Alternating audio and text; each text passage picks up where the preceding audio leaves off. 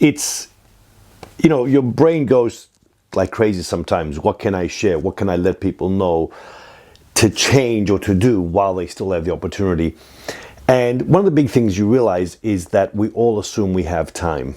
It's different when you know someone's going to pass away. Like with my dad, he had cancer. We knew that was coming. And it's different if you lose someone to suicide, like in our case with Athenie, or a car accident or something sudden, and you don't actually get a chance to say goodbye. And what goes on up here immediately after that is like, apart from all these other things, the big one is this. I wish I had done this. I wish I had done that. Oh my God, I'll never get around to it. And that one, it's hard to live with that. I'll give you an example. When my dad died, because we knew he was dying, I said to him once, I don't want to turn up to your funeral and say, I wish I had said this and I wish I had said that.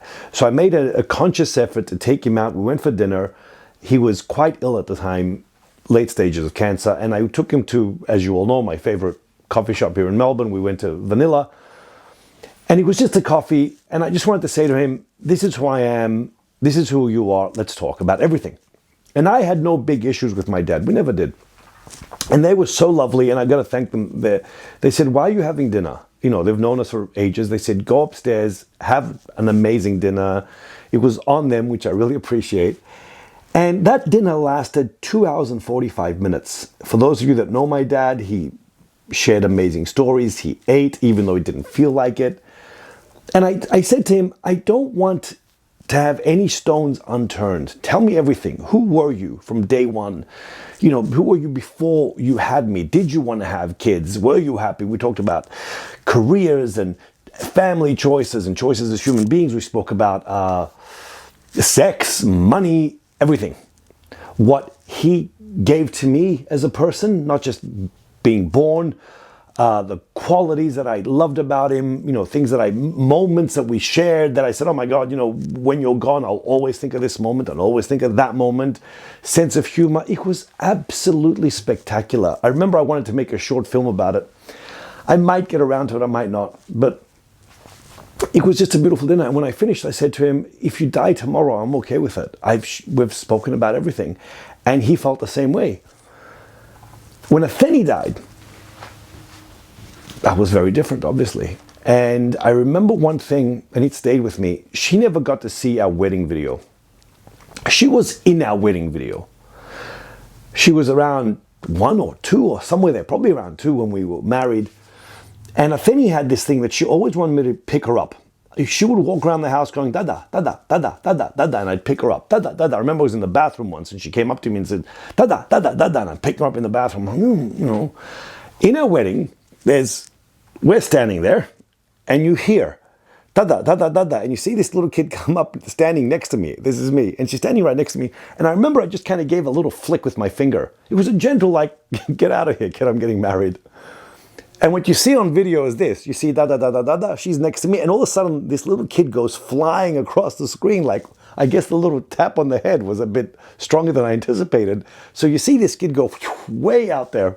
And I remember seeing in the corner of my eyes, and she kind of shook herself, like, what happened? And you hear da-da-da-da-da-da. Few seconds of silence. And then, sure enough, da-da-da-da-da-da again. And she comes crawling up, and I ended up picking her up. And I thought, what a moment. It's one of these, you know, America's home funny videos, whatever. I always spoke to her about that moment. We never got to see it. And when she died, I thought, I almost don't want to see it now.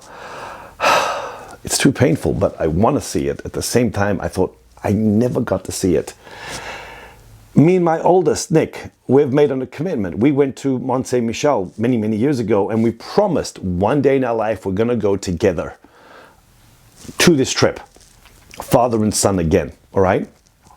So it's there. That's a long-term goal, and that requires time and money and all this stuff. There's also short little things that you can do, things that you've always wanted to share with your kids or immediate family, you know, stupid games, stories. Get your old family albums out. Open them. Tell all your kids, this is who I was as a kid. Who's the person behind you? What was going on in your mind at the time? These are gems that are locked away in a photo album, in a bookcase somewhere, and we don't take them out. We easily sit there watching Netflix for 2 hours. I can still watch Netflix and she's not here. I can't share my stories with her. That's really, really hard to swallow. So whatever you've got scheduled in the background, whatever you keep saying to yourself, one day we'll get around to this, one day we'll get around to this, make it happen. Because I don't want you ever to come over where I am, where there is no one day anymore. It's a hard one to learn.